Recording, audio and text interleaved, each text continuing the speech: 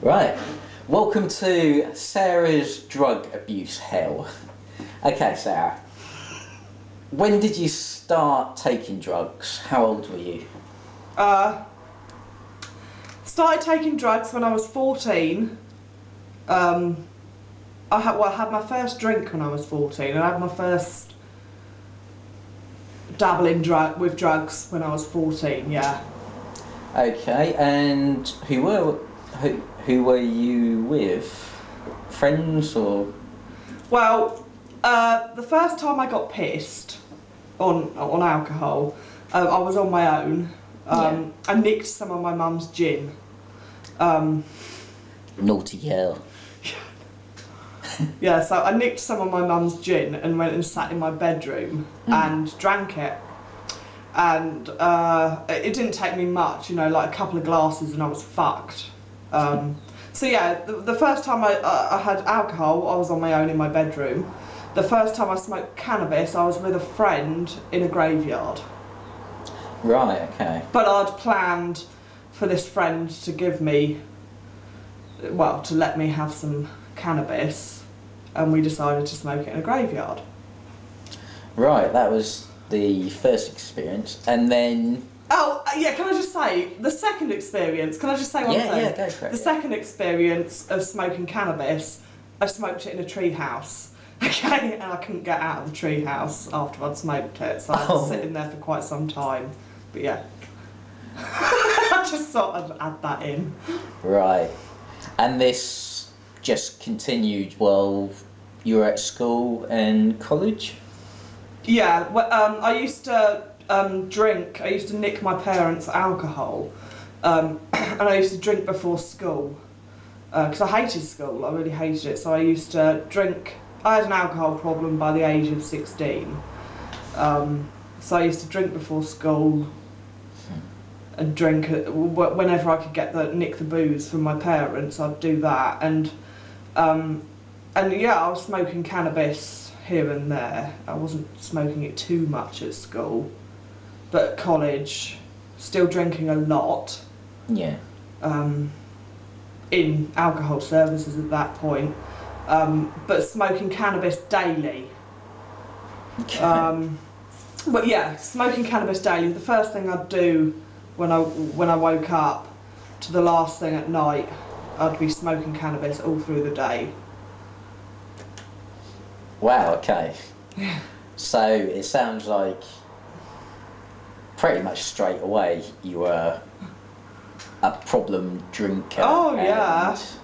I didn't think I had a problem though at that point. I thought, what are these, like the teachers at school and my college tutors and even friends were concerned about me.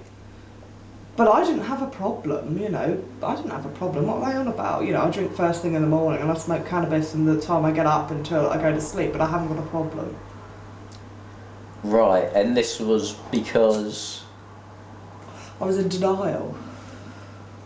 Yeah, I mean, how did it make you feel about yourself?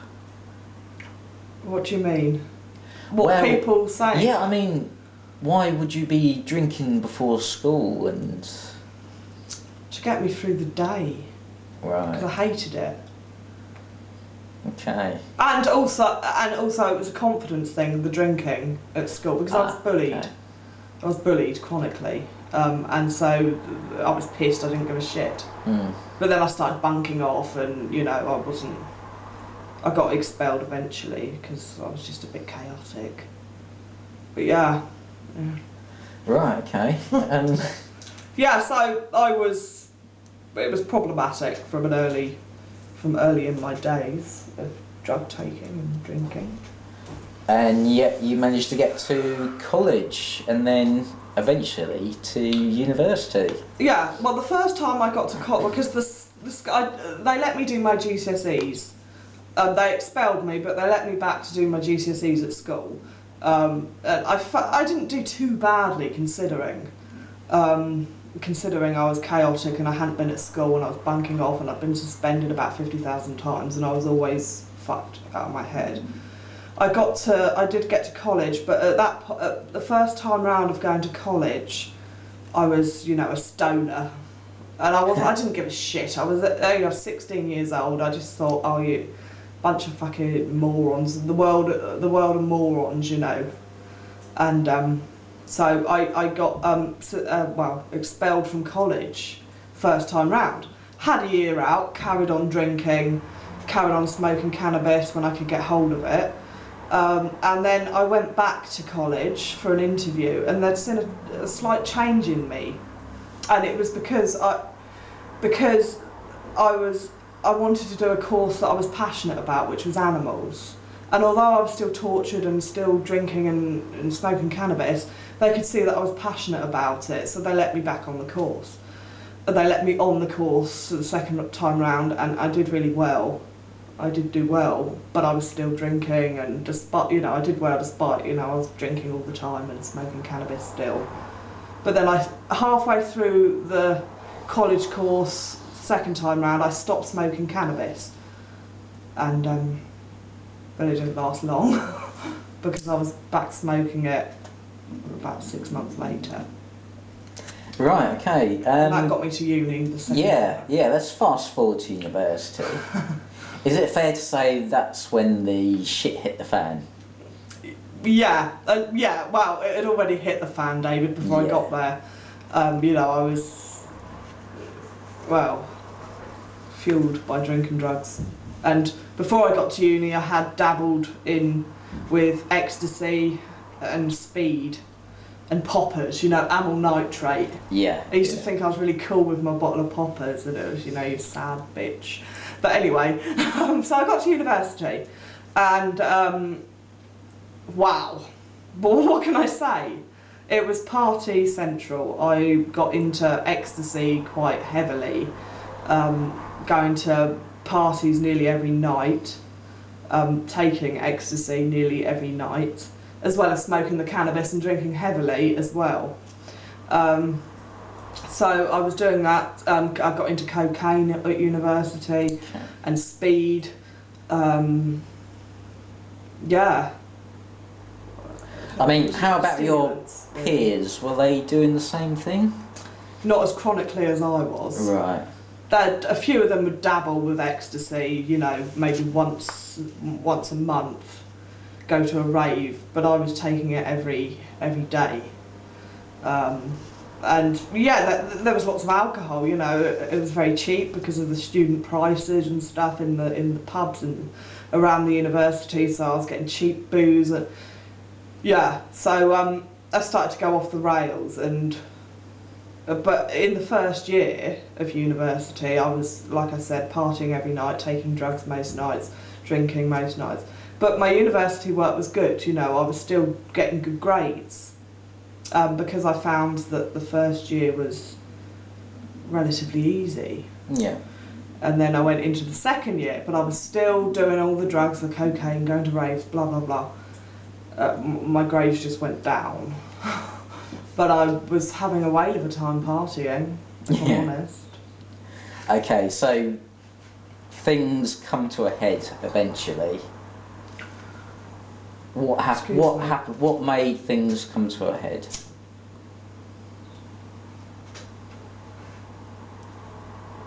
What, at university? Yeah. I started failing big time. I started breaking down. Right, so... mentally and emotionally I was fucked at this point, but and it wasn't fun, you know, I wasn't really, towards the end of the university I wasn't going to raves or anything anymore. I was just sitting at home taking drugs. So I ended up moving back to the Isle of Wight, living with my parents, because I thought, well, I feel like I'm losing control and I'm not doing too well. I need to be looked after, but it wasn't good going back home. Yeah. And that sounds scarily like me, actually. What does? Oh yeah, going to uni and breaking down. Yeah, pretty much. Yeah. After I finished the degree, I just had to go home and get looked after, basically. But still, I was. Yeah. Yeah, so, okay, you're back home, still drinking, taking drugs at home? No. I'd given up drinking. So I'd given up drinking the October before I went home, and I went home in the June. So I wasn't drinking, and I haven't had a drink. Well, I've had a couple of times where I've had drinks in the last 6 years. There's been a couple of occasions, but I gave up booze then. But then my drugs escalated, and I started getting into other things. Okay. So, do you want to elaborate? Anything I could get my fucking hands on at this point. Right. Okay. I was taking opiates, quite a few opiates, dihydrocodeine, codeine, morphine. I had morphine a few times. What else? Subutex, and so the opiates just to numb me down really. And I was taking a lot of diazepam, lorazepam. I know. It's not good, David. No. It's not good. I was taking a lot of psychedelic drugs as well, and that's one thing. I mean, I started at university. I did get into the psychedelics, but not too heavily. I mean, you can class MDMA as a psychedelic, but it's more of a stimulant. Really, the psychedelics that I'm talking about are mescaline, DMT, LSA, mushrooms, fly agaric mushrooms, salvia, which, started getting into those heavily when I was at my parents' house. I thought it was helping me. Right. I thought it was helping me taking all this mescaline. Mescaline was the one that I was really abusing. But then, because it was fucking me up so much, I needed all the opiates and the benzos to try and get me back down to reality. But I never got back down to reality, really. If that makes Right. sense. I was going to ask, how was your mental health at this stage? Nuts. I broke down. Yeah. And I was completely broken. In previous videos I've explained that my first episode of psychosis, I believe, was when I was about 16, but I was fully psychotic at this point, being back at my parents' house, abusing these psychedelic drugs. I was depressed, anxious, ended up trying to kill myself, ended up in 7 acres. And that is when I started to get help. But even then, Yeah. when I was in 7 acres, David, I didn't have a problem with drugs. Okay. Still, at that point, I didn't believe I had a problem. So, at what point did you start turning things around?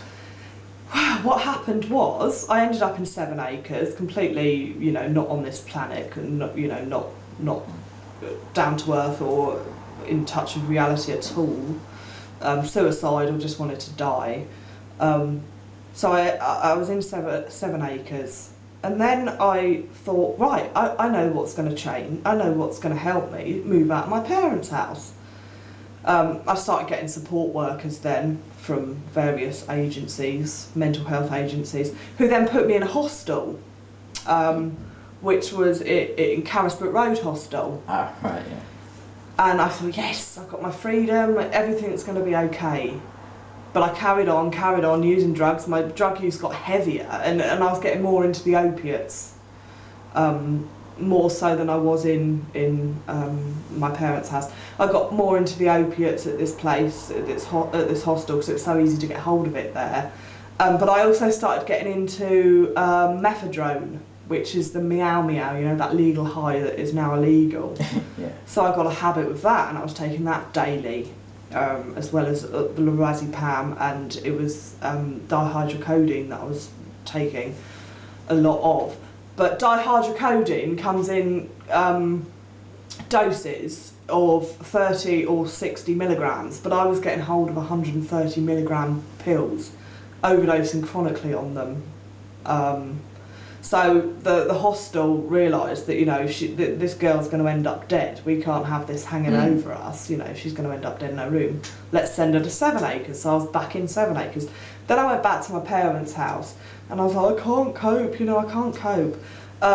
and then my support worker from ASOP, which is the Acknowledging Early Signs of Psychosis, even though I've suffered from psychosis for years. Yeah, sorry, it cut out, and we've only got 2 more minutes left of filming, so I've got to be really quick. Oh, I'm flustered. So yeah, ASOP then sent me for respite at Butler Gardens, and I thought, oh yeah, that's okay, I'll go for a couple of weeks respite at Butler Gardens. And you were there at the time, weren't you, David? Yep. Because I'm flustered, David. Do you want to do? No, I'm going to Okay. carry on. Because I'm going to carry on. Really, I stayed at Butler Gardens for 2 weeks. I liked the place. I liked the people. I liked the staff. I asked Donna, the manager, if I could stay as a permanent resident. I had my assessment, and she accepted me back in there. So I went and lived at Butler Gardens, which is a rehab and Abstinence based. abstinence based. And I still didn't realise I had a problem with drink or drugs until a few months into being there, but I was completely crazy the first time round of being there because I'd stopped drinking drugs. I was completely emotionally crazy. So they evicted me after 8 months. Come on, Sarah. And then after 3 months of being evicted, they accepted me back to Butler Gardens, and I stayed there for 2 years, and I made a hell of a lot of progress. I'm now living in my own place. And how are we doing for time? Yeah, 1 minute 26. Okay, we're doing good. And people have said that I've made a lot of progress, and you remember me when I first moved in, I was nuts. Yeah, a basket case. David, show your face before it cuts off. David! Oh! Bye. Yeah, I'm good. I've had... Okay, 10 seconds. I've had a few slip-ups in the last few years with drugs, but all in all, I'm drug-free, I'd say. You know, I'm nowhere near like what I was. So yeah, peace. Okay. 4 seconds, do a jig.